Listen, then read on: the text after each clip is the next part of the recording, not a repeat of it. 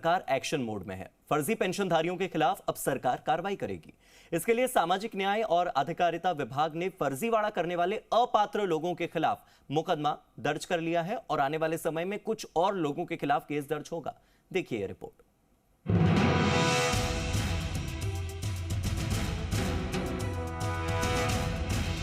Pension योजना में फर्जीवाड़ा सामाजिक न्याय विभाग के लिए सिरदर्द बना हुआ है। विभाग चाहकर भी फर्जीवाड़े पर पूरी तरीके से कंट्रोल नहीं कर पा रहा है और इसकी सबसे बड़ी वजह यह है कि जो डिटेल आधार या जनाधार में होगी उसी को वेरीफाई करके पेंशन जारी की जाती है। लेकिन पेंशन धारियों के फर्जीवाड़े की असली जड़ आधार कार्ड में फर्जीवाड़ा है। सामाजिक न्याय अधिकारिता विभाग इस असल जड़ को खत्म करने के लिए DOIT को खत लिखेगा ताकि फर्जीवाड़े पर लगाम लग सके। सामाजिक न्याय मंत्री अविनाश गहलोत का कहना है कि जैसे भी शिकायतें आती हैं, उस पर तुरंत कार्रवाई होती है, लेकिन 90 लाख पेंशनधारियों का क्रॉस वेरीफाई करना आसान नहीं होगा। लगभग राजस्थान में 90 लाख के करीब पेंशनर्स हैं जिनको DBT के माध्यम से पेंशन राशि का भुगतान होता है।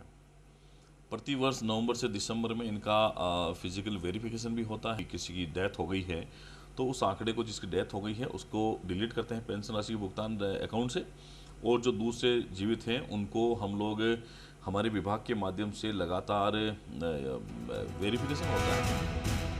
नागौर में हुए फर्जीवाड़े पर अब सामाजिक न्याय विभाग उन लोगों के खिलाफ मुकदमा दर्ज करवाएगा जिन्होंने बुजुर्ग, दिव्यांगों और विधवा महिलाओं का हक छीना। साथ ही प्रशासन रिकवरी की कार्रवाई भी करेगी। हालांकि ये पहली बार नहीं है जब पेंशन के नाम पर पात्र व्यक्तियों का हक छीना गया है, बल्कि इससे पहले भी बहुत मामले सामने आए हैं।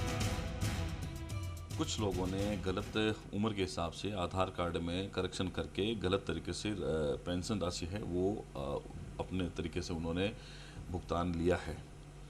जब हमारे पास संज्ञान आई, हमने हमारे विभाग की तरफ से कार्रवाई शुरू कर दी है। निश्चित ही उन लोगों के खिलाफ में कार्रवाई भी करेंगे। इसके अलावा प्रदेश में 6,416 कोरोना में मौत के बाद परिजन फर्जी पेंशन ले रहे थे, तो वहीं 34,444 सरकारी कर्मचारी के परिजन वृद्धावस्था पेंशन का लाभ लेते रहे। इतना ही नहीं बल्कि 4,729 सरकारी कर्मचारी खुद नियमों को दरकिनार करके योजना के लाभार्थी बने। 50,000 पेंशन धारियों के इनकम का कोई क्राइटेरिया नहीं था। 3,210 का जन आधार कार्ड नहीं थे, तो वहीं 93,376 डुप्लीकेट पेंशनर्स थे और इन सब की पेंशन बंद कर दी गई है। इसके बाद 94,22,000 पेंशन धारियों को पेंशन मिल रही थी, जो कि अब घटकर 90,29,738 तक पहुंच चुकी है।